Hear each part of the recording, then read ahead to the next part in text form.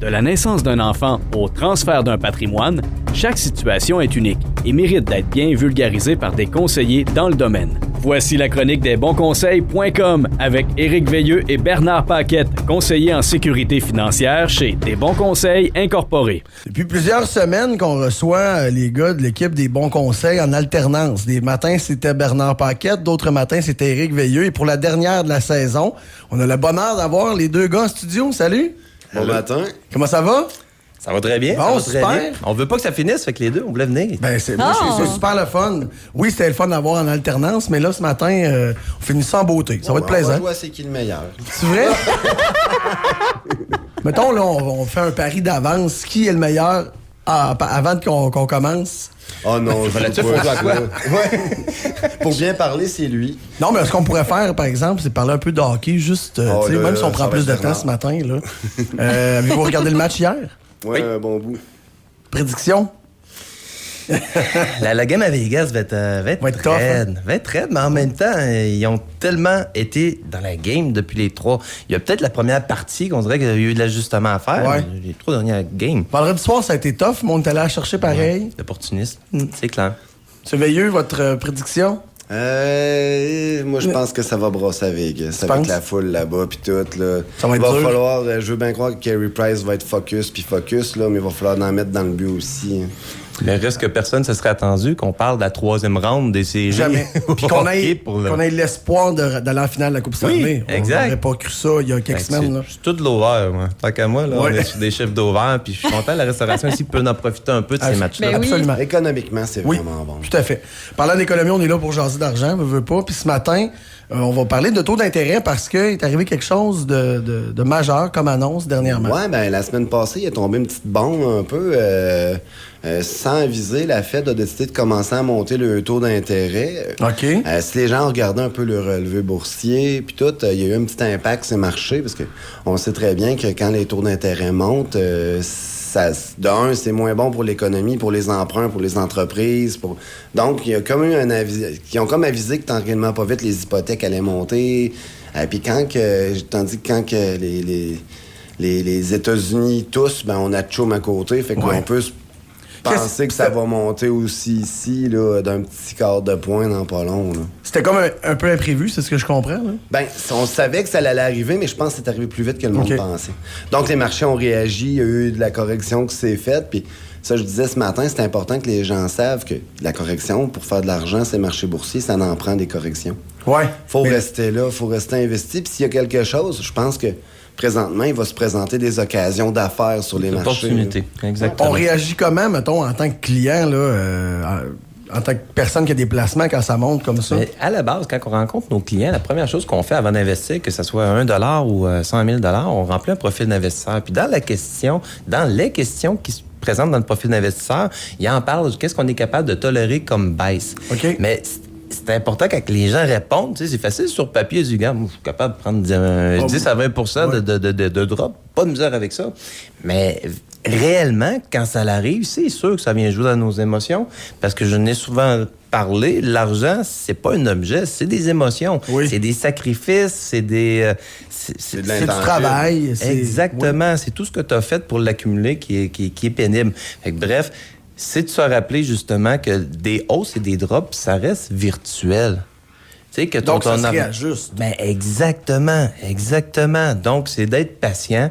Eric l'a mentionné tout à l'heure, une drop des marchés financiers, c'est une occasion. Quand les valeurs de maison sont hautes comme présentement, tout le monde le dit, hey, c'est pas un bon moment d'acheter. Mais à l'inverse, quand c'est de la bourse, les gens diraient que c'est là qu'ils auraient envie de rentrer. Hey, c'est bon, la bourse, c'est bon. Mais achète pas pendant que ça monte. Achète quand ça baisse. Oui. Achète en spécial, la quincaillerie, t'as 30 % de rabais, là, c'est le temps d'y aller. Fait que dans le fond, là, quand il y a une bonne drop comme ça, c'est le temps d'acheter ou c'est le temps de revoir. De 30 % la semaine passée. Non. On sent qu'il y a eu une correction quand même des marchés, là. Puis c'est correct, puis on avise les gens, puis les taux d'intérêt, profitez-en. Là. Les hypothèques, si vous avez des moves à faire, gelez vos taux, regardez les marchés, parce que si les banques commencent à monter les taux, on n'aura plus des taux d'intérêt là, dans 1,7, 1,8. Ouais. Ce qui est arrivé l'année passée, qu'on signait des hypothèques fermées 5 ans à 1,59, là, on devrait plus voir ça dans les 10 prochaines années. Là. Ça prendrait Ça prendrait un bug informatique mondial ou une autre pandémie, mais là, je pense qu'on va être rendu bon dans la pandémie. Là. On a notre bout de fête. Là. Ça va être fait. Pour faire du ménage là-dessus, j'ai même vu un taux à 1,8 fermé 7 ans. C'est majeur quand même. Là. Absolument. Mais en même temps, justement, ceux qui n'ont profité, tant mieux. Puis s'il y en a qui sont vraiment nerveux avec le marché, en même temps, ceux qui ont réussi à fermer leur hypothèque aussi bas, on donne quasiment juste du capital, pratiquement pas d'intérêt. Ça peut être un bon moment aussi, si j'ose pas rentrer dans un marché parce que je suis quelqu'un de plus frileux, de mettre de l'argent sur vos dettes qui sont à bas taux d'intérêt, ça va gruger le capital en fou. Tu gardes le même paiement, puis tu donnes plus d'argent sur ton prêt, finalement. Puis tu te crées un lousse, fait qu'éventuellement, s'il y a une situation qui est plus difficile, vous allez avoir un lousse sur votre hypothèque, donc capable de vous auto-protéger avec vos marges hypothécaires. Mais tu sais, il y a des gens, des fois, là, parlant de taux d'intérêt, il y a des gens, des fois, qui se disent, j'ai de l'argent de côté, dans un compte, 2-3 000, puis c'est mon lousse. Mais de l'autre côté, si tu mets la carte de crédit, j'ai un solde de 1 500 $, mais je veux pas le baisser d'une shot parce que ça, c'est mon backup, cet argent-là. Tu sais? La carte de crédit est supposée d'exister encore. C'est ton backup. Ça devrait être, ça te dit, c'est une carte de crédit. Donc, ta carte de crédit devrait être ton backup au final. Fait que, claire ta carte avec cet argent-là qui rapporte 0,00,0,0. Là. En fait, elle te coûte l'argent. Mais paye ta carte de crédit à 19 % avec. Fait que tu vas au moins faire de l'argent sur de l'argent que tu n'aurais pas fait d'argent avec. Puis l'argent va être disponible si tu en as besoin. Carte de crédit, c'est une carte de backup. C'est pas une carte de finance. Là. Si tu l'utilises bien, c'est une carte de finance, mais sinon, c'est un backup pour te sécuriser. Là. Fait que t'es mieux de prendre l'argent qui est de côté, payer ton solde. Absolument. Et ensuite de ça, de réaccumuler de l'argent puis de le placer à un taux qui va rapporter. C'est à cause si tu payes pas, mettons, si tu as 2 000 $ puis tu payes pas 20 % d'intérêt dessus, tu vas sauver quand même 400 $. Le 400 $, tu vas pouvoir l'épargner au moins dans l'année, là, ou le remettre sur ton hypothèque. Là, mettons qu'on est des nouveaux clients, des nouveaux investisseurs, on se dit, c'est peut-être le temps, là, il y a une drop, fait que je devrais peut-être suivre leurs conseils. C'est le moment, là, de peut-être embarquer dans ce marché-là. Puis de réévaluer, selon, parce qu'encore là, dépendamment de tout ce que tu as comme actif puis de passif, ça peut être un bon moment de rentrer, mais ça peut être un bon moment aussi pour certaines personnes de clairer des dettes aussi, comme réévaluer. Si on a possibilité d'avoir un accès à du financement, du crédit à bas taux, peut-être bien consolider puis payer des dettes à haut taux d'intérêt, surtout avant l'été. Là, on sait que c'est souvent là qu'on a la dépense un peu plus facile, puis tant qu'à y être, ça fait tellement d'années, qu'il y a tellement de mois qu'on n'est pas sorti, tant qu'à y être. Il y en a qui vont s'endetter, donc de se créer un petit lousse, puis d'autres personnes que tout va être installé puis que ça va être un très bon moment de rentrer sur le marché. Ce qu'il faut surtout pas faire, c'est de sortir du marché présentement. Sortir du marché, là, c'est comme dire, c'est beau, je vends tout. Moi, j'ai décidé que je vendais ce que j'ai acheté en spécial. C'est la pire affaire à faire. Rendu là, c'est une game de patience. J'ai toujours dit que pour faire de l'argent à la bourse, ça prend deux choses, puis j'aime à le dire en blague, ça prend du temps et du temps. OK. ça prend du temps. La patience, c'est les marchés boursiers, c'est ça qui fait le deal. C'est comme ça. Puis avoir des conseillers qui vont jouer le portefeuille intelligemment aussi. Ouais, c'est ça. Mais il faut rester investi. Puis il y a un des hommes les plus riches sur la planète, je me rappelle pas, c'est quelqu'un qui l'avait... Warren Buffett qui avait dit que la bourse, dans le fond, ça se décrivait comme l'échange d'actifs, d'argent, des mains des gens impatients vers les mains des gens patients. Donc, tous ceux qui sont peureux puis qui sont impatients, qui vont vendre vite, c'est les autres qui vont en bénéficier, ceux qui ont été plus patients. Donc, il faut gérer la petite émotion, là. Mais c'est pas... C'est nous autres. C'est notre job. Oui, c'est comme je dis souvent, si vous êtes stressé, qu'il arrive quelque chose, appelez-nous. C'est à ça qu'on sert. Je veux dire, on va vous appeler. Si on voit qu'il y a vraiment quelque chose qui n'a pas de bon sens, vous allez le savoir. On est là pour ça. On a des logiciels, on suit les marchés, on suit les portefeuilles des clients. J'ai du monde. On a du monde à l'interne qui font ça aussi. C'est notre travail. Il y en a qui vont shaker, ils vont voir les relevés. Là, ça baisse. J'ai vu à TVA que ça descendait. Là.